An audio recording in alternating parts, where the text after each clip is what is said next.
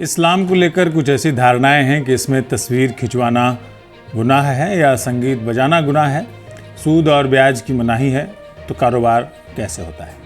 और मनाही के बावजूद मुस्लिम समुदाय के लोग इंश्योरेंस कैसे लेते हैं। तो आखिर आपके मन में सवाल होता होगा कि इन चीज़ों पर पाबंदी क्यों है, और अगर पाबंदी है तो इन सब का चलन अभी कैसे है। इसी पर करेंगे आज बात। ये है आवाज़ द वॉइस और आप देखना शुरू कर चुके हैं द मनजीत ठाकुर शो। तस्वीरें खिंचवाना, संगीत बजाना, सूद और ब्याज के साथ कारोबार करना और अंगदान और इसके साथ ही इंश्योरेंस करवाने के बारे में कहा जाता है कि इनकी इस्लाम में मनाही है। और कुछ लोग इस पर सवाल उठाते हैं कि इन चीज़ों पर पाबंदी क्यों है, और अगर पाबंदी है तो इन सब का चलन कैसे है। इसका जवाब है इज्तिहाद। इज्तिहाद एक अरबी लफ्ज़ है जिसका अर्थ है प्रयास, यानी इस्लामी कानूनों का विस्तार करना, शरीयत का विस्तार करना। लेकिन इस मीनिंग के साथ ही इसका एक व्यापक अर्थ भी है। शरीयत के अनुसार इज्तिहाद आदिलाए अरबा का पूरक खंड है, यानी उसकी व्याख्या करता है, उसके मायने बताता है। इसका मतलब है कि जब किसी समस्या का समाधान खोजने के लिए कुरान शरीफ और हदीस का इस्तेमाल करना मुमकिन नहीं हो तो इज्तिहाद के लिए इजमा और कयास का उपयोग किया जाना चाहिए। अब आप पूछेंगे कि इजमा क्या होता है। इजमा यानी किसी विद्वान परामर्शदाता की सलाह लेनी चाहिए, और कयास का अर्थ है इस्लामी संदर्भों के अनुसार, इस्लामिक रेफरेंसेस के मुताबिक उस समस्या की व्याख्या की जानी चाहिए। ये काम आसान हो सकते हैं और आज के दौर में जो मजहबी समस्याएं आती हैं उसका समाधान इससे खोजा जा सकता है। कई जानकारों का कहना है कि कुरान शरीफ हिदायत की किताब है, लेकिन हदीस की तरह मुस्लिम समुदाय के कुछ आज के दौर के मुद्दों का कोई सीधा संदर्भ इस किताब में नहीं है। भारत में इज्तिहाद की बहुत ज़रूरत है, क्योंकि भारतीय मुसलमानों को ऐसे मुद्दों का सामना करना पड़ता है जो बाकी मुस्लिम दुनिया से बहुत अलग है। ऐसी स्थिति के लिए एक प्रकार के इज्तिहादी दिमाग की ज़रूरत है जो हिंदुस्तान में रहने वाले विभिन्न समुदायों के लोगों के बीच के अंतर को, उनकी खाई को, जो डिफरेंसेस हैं उनको कम कर सके। मिसाल के तौर पर इस्लामिक रीति रिवाजों में कुछ बातें हैं जिसमें इज्तिहाद की ज़रूरत पड़ सकती है, जिसमें अजान के लिए लाउड स्पीकर का उपयोग करना, ट्रिपल तलाक जारी करना, फ्लाइट में नमाज अदा करना, इश्क निंदा यानी ब्लास्फेमी से जुड़े मुद्दे इनमें शामिल हैं। 20वीं सदी में कुछ उलेमाओं ने ऐसे फतवे दिए जिससे आजकल की मशीनों के इस्तेमाल को लेकर के समस्याएं खड़ी हो गई और लोग बहुत परेशान हो गए। मिसाल के तौर पर इस तरह के फतवे में पंखे यानी सीलिंग फैन, टॉयलेट सीट, दरगाहों पर जाना, कपड़े में, लिबास में टाई पहनना, ये सब प्रतिबंधित था। इसी तरह के और भी मुद्दे हैं, लेकिन इन सब पर इज्तिहाद लाने के लिए बहुत सोच समझकर और गहराई से शरीयत का अध्ययन करना होगा। बहरहाल अब हम देखते हैं कि इस्लामी विद्वान अब्दुल मोईद अजहरी इज्तिहाद की ज़रूरत और समाज में इसकी अहमियत के बारे में क्या कहते हैं।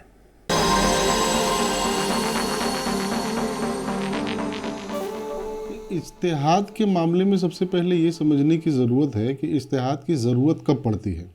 इज्तिहाद की ज़रूरत पड़ती है जब हमारे सामने कोई ऐसा मसला हो जिस मसले का हल हमारे पुराने इल्म में, तारीख़ में, तहक़ीक़ में, उलमा के बयान में, उनकी तहरीर व तकरीर में मौजूद ना हो। कोई ऐसा नया बिल्कुल मसला अगर पैदा हो गया है तो उस मसले पर जो है हम गौर करते हैं और उस पर हम इज्तिहाद करते हैं और उस मसले का हल निकालते हैं। तो यकीनन अगर कोई ऐसा मसला है जिसकी वजह से इंतशार हो रहा है, कुछ डिसरप्शन आ रहा है, बेचैनियाँ हमारे समाज में फैल रही हैं, तो उसको हम इज्तिहाद के ज़रिए से उस मसले को हल करने की कोशिश करते हैं। मसला फ़िक़ही हो सकता है, मसला समाजी हो सकता है, मसला इल्मी हो सकता है। बहुत सारे मसाइल अलग अलग तरह के, नए नए ईजादात हो रहे हैं, हम तरक्की कर रहे हैं, टेक्नोलॉजी का दौर आ गया है।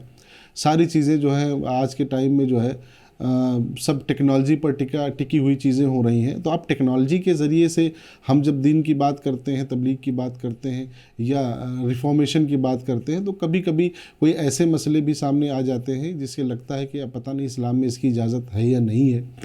तो बुनियादी तौर पर तो हम पहले यही गौर कर लेते हैं कि हाँ भाई, इसका ताल्लुक़ जो है इस्लाम के किन उसूलों से होता है, किन बुनियादों पर होता है। जब नहीं मिलता है फिर हम इज्तिहाद की तरफ जाते हैं। तो इज्तिहाद के दरवाज़े हमेशा खुले रहते हैं। जब ज़रूरत पड़ती है इज्तिहाद की जा सकती है, इज्तिहाद में कोई मसला नहीं है।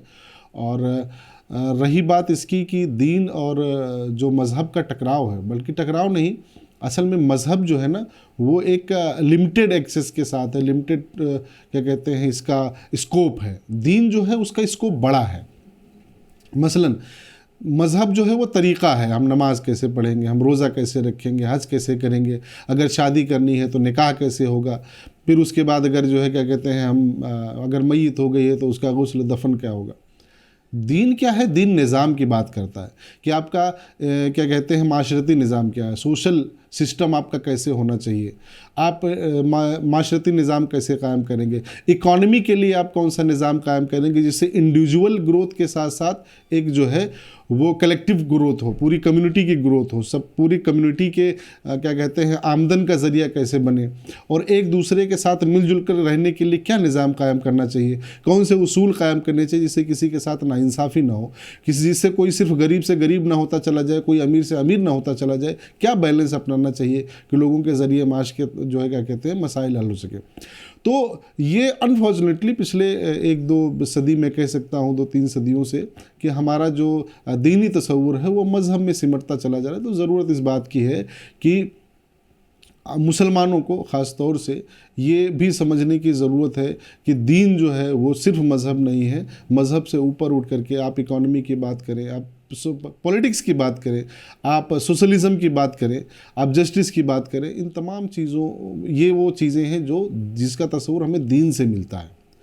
तो वहाँ पर हमें इज्तिहाद की ज़रूरत नहीं है, वहाँ पर हमें अवेयरनेस की ज़रूरत है, हमें जानने की ज़रूरत है, हमें क्या कहते हैं ये मसाइल हैं हमारे, हमें ये जानने की ज़रूरत है कि इस्लाम जो है उसका जो बड़ा स्कोप है वो दीन है, उसका बड़ा स्कोप मज़हब नहीं है।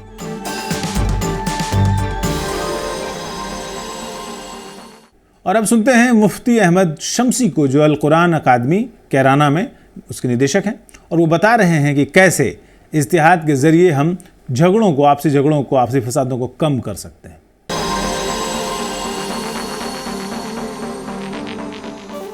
देखिए, यकीनी तौर पर हिंदुस्तान में इज्तिहाद की ज़रूरत है। हिंदुस्तान में नहीं, दुनिया के हर हिस्से में इज्तिहाद की ज़रूरत होती है। आज दुनिया में जो कौमें ताकतवर हैं वो अपने इज्तिहादी तर्ज़ फ़िक्र की वजह से ही ताकतवर हैं। इज्तिहाद सेंट्रिक थॉट यही कौमों को ताकतवर बनाती है। जो कौमें इज्तिहाद सेंट्रिक थॉट से खाली हो जाती हैं वो पेरिश होकर रह जाती हैं। ज़िंदगी में गिविंग कम्युनिटी वही बनती हैं जो इज्तिहादी नुक्ता नज़र से इज्तिहाद सेंट्रिक थॉट के साथ अपने मसाइल को हल करने की कोशिश करें। आज इंडियन मुस्लिम्स की अगर हम बात करें तो आम तौर पर उनके सामने बड़े मसाइल जो बयान किए जाते हैं उनमें से एक मसला राइज़ ऑफ एक्सट्रीमिज़म है कि साहब हिंदुत्व का जो राइज़ हुआ है वो एक बड़ा मसला समझा जाता है। अगर ये कोई मसला है जैसा कि है तो इसको हल करने का भी एक ही तरीक़ा है और वह है इज्तिहादी तरीक़ा फ़िक्र। इज्तिहादी तरीक़ा फ़िक्र, क्रिएटिव अंदाज से हम सोचें इस मसले को कैसे हल किया जाए। मैं एक मिसाल देता हूँ कि कुरान किस तरीके से इन तमाम मसाइल को हल करता है। आप ज़रा देखिए, यानी जिस वक्त नैरो डेफिनेशन नेशनलिज्म की जा रही थी, नैरो डेफिनेशन, क्यों ऐसा हुआ कि हमारे लोग वो इज्तिहादी तरीक़े से आगे ना बढ़े और इज्तिहादी तरीक़े से, क्रिएटिव तरीक़े से उन्होंने कुरान को पढ़ के इस मसले का हल तलाश न किया। कुरान देखिए, पहली आयत देखिए कुरान की क्या है, अल्हम्दुलिल्लाहि रब्बिल आलमीन, तमाम तारीफ़ें सिर्फ़ और सिर्फ अल्लाह के लिए हैं जो सारे जहानों का रब है, लॉर्ड ऑफ यूनिवर्स। पहली आयत से कुरान यूनिवर्सैलिटी की तालीम दे रहा है, पहली आयत से कुरान यूनिवर्सलिज्म की तालीम दे रहा है। ये यूनिवर्सल थिंकिंग, ये वही चीज़ है जिसको हमारी हिंदुस्तान की रिवायात में कहा जाता है वसुधैव कुटुंबकम, पूरी धरती को एक फैमिली बताया गया है। तो क्यों ऐसा ना हुआ कि जब नेशनलिज्म की नैरो डेफिनेशन हमारे यहाँ की जा रही थी, हम कुरान की यूनिवर्सल फ़िक्र को लेकर आगे बढ़े और उसको सारी हिंदुस्तान में हमने फैलाया। अगर हमने ऐसा किया होता तो जाहिर सी बात है कि वो चीज़ पैदा ना होती, वो मसला पैदा ना होता जिससे आप जूझ रहे हैं। इसकी सबसे बड़ी वजह मैं यही समझता हूँ कि हमारे यहाँ इज्तिहाद सेंट्रिक थॉट नहीं रही। आज भी इस मसले का हल यही है, इज्तिहाद सेंट्रिक थॉट को अपनाएं, यूनिवर्सल थिंकिंग को अपनाएं, इसी को पूरे मुल्क में फैलाएं। यूनिवर्सल थिंकिंग जब फैलेगी तो अलग अलग कम्युनिटीज़ के जो मैं समझता हूँ कि कन्फ्लिक्ट को जन्म देने वाली धारणा है वो खुद ब खुद ख़त्म होंगी, और वो ख़त्म होंगी तो साहब आपके मसाइल हल होंगे।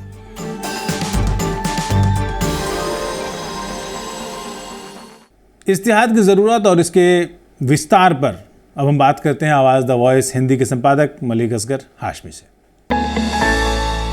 आपका बहुत स्वागत हाशमी साहब। आप कश्मीर घूम के आए हैं जी, लेकिन सवाल हमारा थोड़ा सा उससे अलग हटके है। कश्मीर पे भी बात करेंगे आपसे कभी। सवाल ये है कि हम लोग बात कर रहे हैं इज्तिहाद की, कितना बदलाव कर सकते हैं जो परंपराएं हैं? क्या बदलाव कहना ठीक होगा या नए ज़माने के साथ कदम ताल करना सही होगा? क्या है इज्तिहाद?